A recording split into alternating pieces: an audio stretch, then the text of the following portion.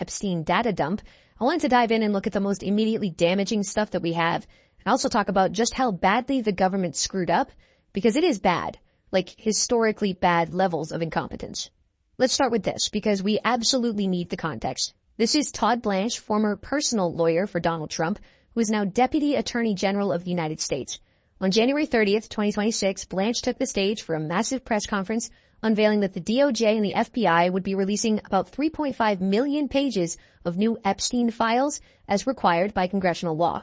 The important part is at about 4 minutes and 10 seconds in, where he discusses the redaction guidelines and bloviates at length about how strict the criteria was, how hard their staff worked on these redactions, and how nothing was being withheld on the basis of national security. If you actually listened to him and took his words at face value, which you absolutely should not do, this is the most transparent administration ever. The quality of their work is unimpeachable, and the redactions that they made were only to protect victim information, nothing else. Sadly, that is a lie. Over the course of today's video, I'll go through a series of examples in an effort to give as comprehensive a look as I can so far for this file dump. But at the end of it all, I want everyone to consider a question. Is the current governing administration in the United States telling the truth? Here we go. Item number 1, which is actually 2 documents in this case, EFTA 01660679 and EFTA 01660651. These documents show a collection of insane allegations against Donald Trump.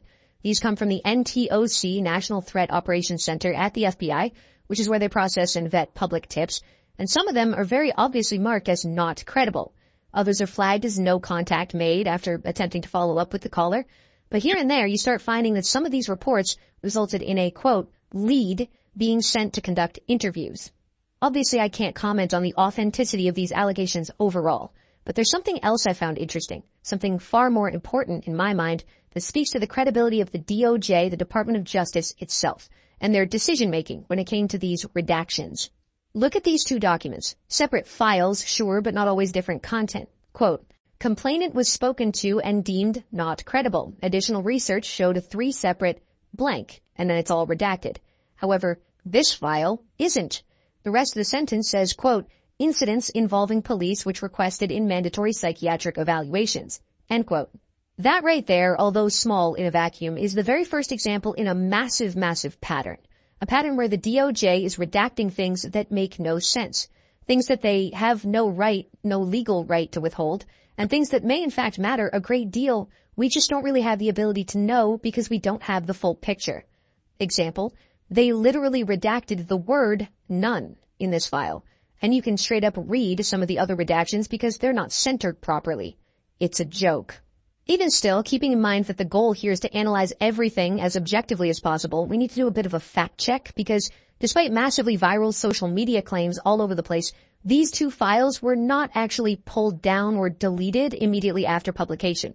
There were some 404 errors displayed on the DOJ website briefly, but they were ultimately resolved within minutes, I think, actually, and the files are now clearly visible again.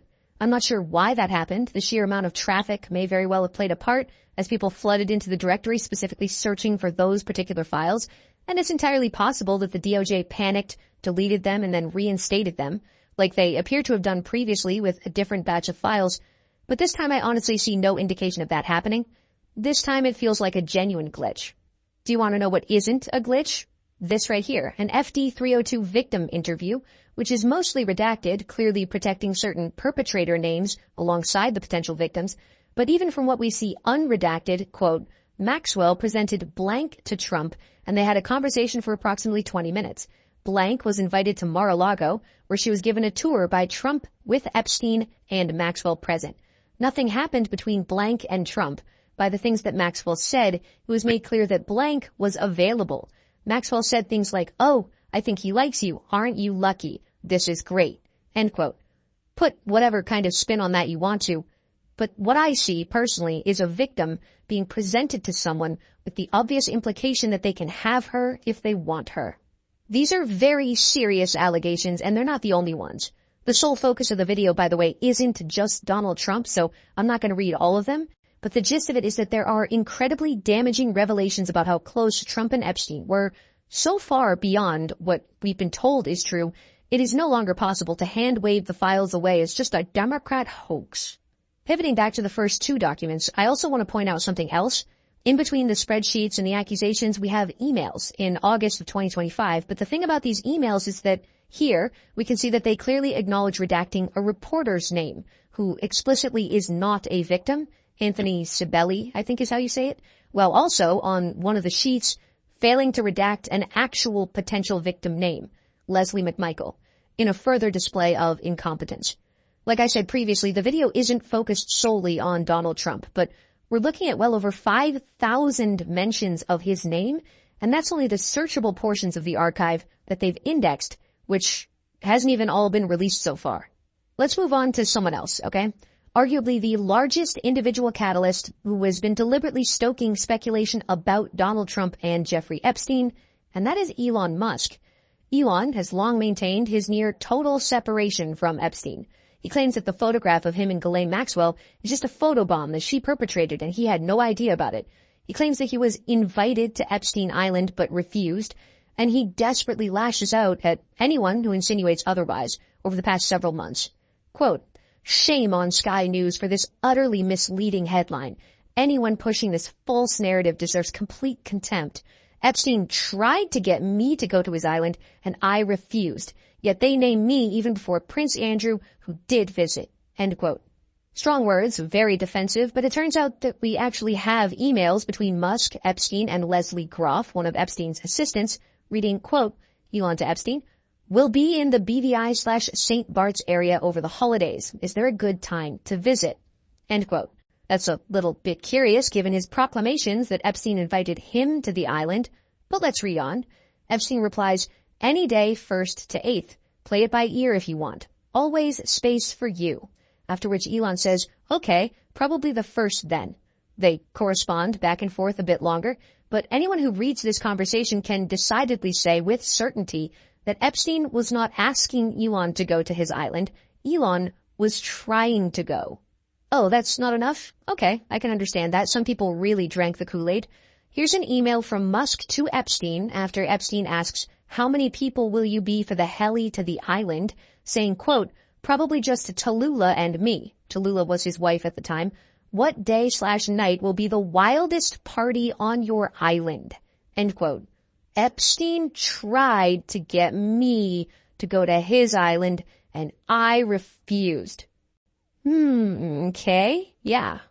Ultimately, for this particular set of exchanges, it doesn't look like Elon actually attended the party in 2012 or 2013, but a couple of months later, in February, we see this thread between Musk and Epstein, seemingly indicating that Epstein was given some kind of private tour of SpaceX. Interestingly, when it comes to Epstein receiving tours of various facilities, that's not even the only example. Right here, with this email, we can look at the competence of the redaction team yet again, and it's really not good. In this particular email from March of 2014, Epstein is corresponding with an unknown, redacted individual, and yet in this next thread, document EFTA 0098580, we can see the same exact email, this time unredacted, with the name Alan Jones. There is no justifiable or legal reason to be redacting that man's name. Just for the sake of really hammering this point home so that even the brain-dead fans of Elon Musk are still able to fully comprehend, let me read one more email thread before moving on to the next document. This one. December of 2012, which for clarity's sake is after Jeffrey Epstein was convicted of procuring a minor for prostitution in 2008. Quote from Epstein, "You are welcome to stay or just come for the day. Plenty of room. I will send heli to get you." End quote. To which Elon replies, "Do you have any parties planned? I've been working to the edge of sanity this year, and so once my kids head home after Christmas, I really want to hit the party scene in St. Bart's or elsewhere and let loose. The invitation is much appreciated, but a peaceful island experience is the opposite of what I'm looking for." End quote. Still not finished, by the way. Epstein replies, "Understood, I will see you on St. Barth. The ratio on my island might make Tallulah uncomfortable." End quote. After which Elon chimes in again, quote, "Ratio is not a problem for Tallulah." End quote. Honestly, I really don't think I have to spell it out here, but this is Elon Musk asking to join the most notorious pedophile in recent history on his personal island to let loose, deliberately requesting to be there for the wildest parties, And when Epstein indicates ratio, as in a lot of young women, which might make Elon's wife uncomfortable, Elon says, not a problem. And this takes place years after Epstein was convicted of sex crimes. Riddle me that one, Elon fans. Side point, here's two different versions of the same exact page that the DOJ uploaded. One of them redacts Elon's email address, the other redacts metadata. Combined, you can see the full page, obviously, thus rendering all of the redactions void, and they even shouldn't have been censored in the first place, so double whammy. Amazing. Now that we're talking about billionaires, however, let's just keep talking about that precious class of person, the billionaires. Remember Bill Gates, notoriously close with Epstein for like decades? Yeah, this email right here appears to show that Gates allegedly requested antibiotics from Epstein so he could secretly give them to Melinda after contracting an STD from Russian girls. Quote, to add insult to the injury, you then implore me to please delete the emails regarding your STD, your request that I provide you antibiotics that you can surreptitiously give to Melinda, and the description of your penis. You also made it clear to me that I am not to refer to blank, as that is another topic that must remain between the two of us. End quote. I'm just going to throw this out there. Having secrets between you and Jeffrey Epstein that have to remain between the two of you doesn't look very good. In fact, it might make some people think that you're guilty of heinous crimes. Maybe. For context, by the way, speaking to Vanity Fair in March of 2022, Melinda Gates said, quote, I did not like that he had meetings with Jeffrey Epstein. No, I made that clear to him. Then saying after meeting Epstein a single time, quote again, I regretted it the second I walked in the door. He was abhorrent. He was evil personified. My heart breaks for those women. End quote. At various times afterwards, she heavily insinuates that association with Epstein was one of the factors behind their entire divorce. And if I had to speculate here, I would say that sharing secrets with Epstein and trying to sneak her antibiotics could hypothetically have caused a marriage to crumble. Jumping over to an entirely separate but distinctly kind of related topic, theories have been circulating for many, many years that Epstein was an agent of Israeli intelligence, Mossad. And this document right here, a CHS report, confidential human source, directly claims that Donald Trump and Alan Dershowitz as well were co-opted and compromised by Israel. I think it's worth noting that confidential human source intelligence is not a public tip line. It's a cultivated agency source working directly with the FBI prior to that point in time.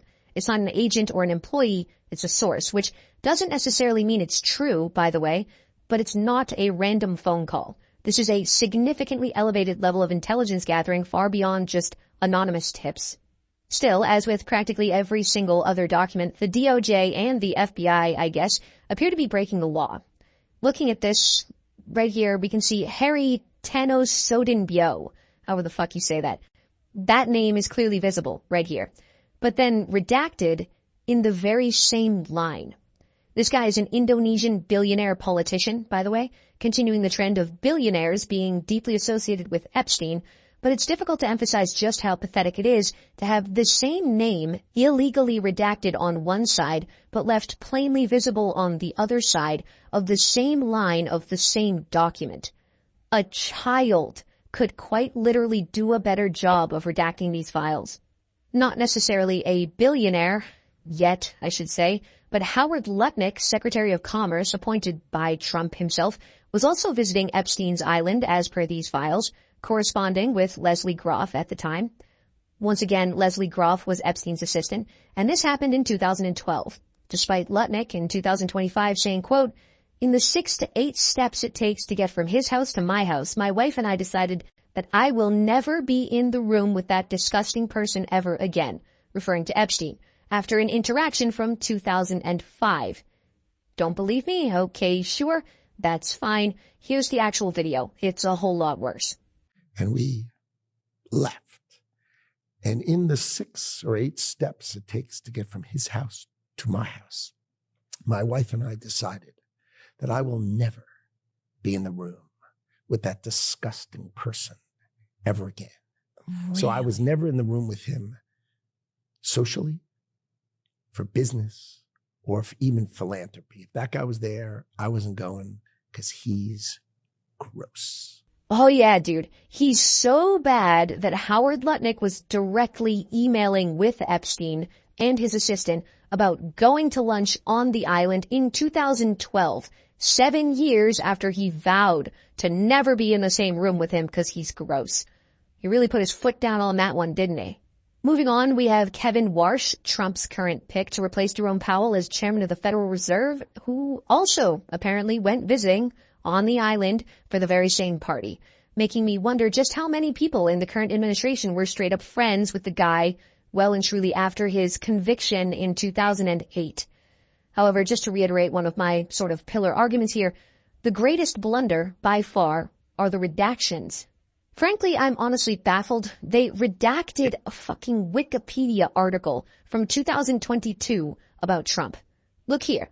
This is an archived version from the exact same time period where they took out words in the DOJ files like Italia, DC, and Stone, as in Roger Stone, despite his name appearing 7 other times in the same article. You could not possibly fuck up these redactions any worse if you literally tried to. It's straight up insane how many completely unnecessary and totally irrelevant redactions are in these files, not to mention the stuff that they just messed up or failed to do. How about this? Here's another troubling exchange. Email from Epstein to an unknown individual. Quote, "Where are you? Are you okay? I loved the torture video." To which the unknown person replies that they're in China. Epstein then says, "Hope to see you."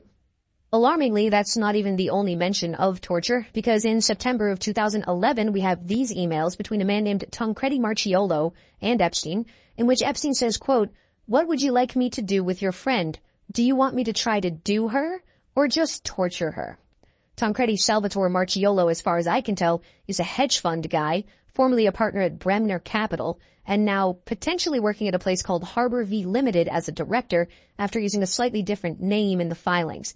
Not entirely sure who this guy is, but he shows up a lot in these files directly with Epstein, like well over 1,000 mentions.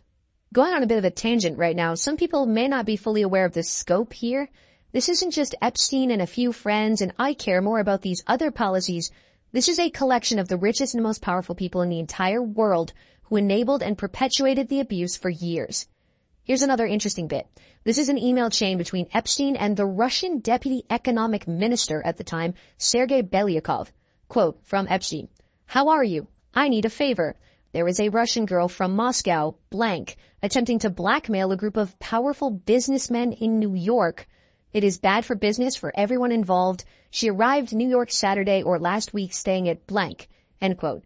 And the reply that he gets says, quote, "Give me a few days to get information about her," followed by, "Hi, Jeffrey. Tomorrow I'm meeting with a guy who knows her / about her. If you have any details about case you have mentioned, it could help." End quote. In response, Epstein says, "Saying powerful men taking advantage of women like her, etc." And I don't know what eventually happened to this poor girl, but I really don't think that they just bought her donuts and said, "Hey, please stop." We are being told by the Trump administration with their intentionally compromised law enforcement agencies that there was no blackmail ring. Epstein was alone. There were no other prosecutable leads, no other perpetrators to investigate or involved or trafficking to anyone or by anyone, and that we should shut up and stop asking questions. The FBI director has been saying that. The attorney general has been saying that. All of his top officials are backing him when they say that there's nothing to see. Meanwhile, we have literal correspondence between Epstein and Russian officials about a young woman blackmailing powerful businessmen because they took advantage of her, which was the entire premise of what Epstein did. And yet, also this Tancredi Marchiolo guy, I mean, you have people corresponding with Epstein thousands of times saying that they're giving and receiving torture videos from him, right? And yet, somehow this painfully self-evident spiderweb of perpetrators and their sick, twisted social network have faced zero consequences. The Epstein files may not result in widespread accountability, okay? Dejectedly, I'm accepting that fact. But the one thing that they have done is pull back the curtain for a whole lot of people on who exactly runs the world. They're not like you and me. They're fucking evil. I could go on and on and on, so for the sake of the video not being 10 hours long, here's one final critical document. If you search during the first party in the DOJ archive, you get 3 items, 1 in dataset 9 and 2 in dataset 10.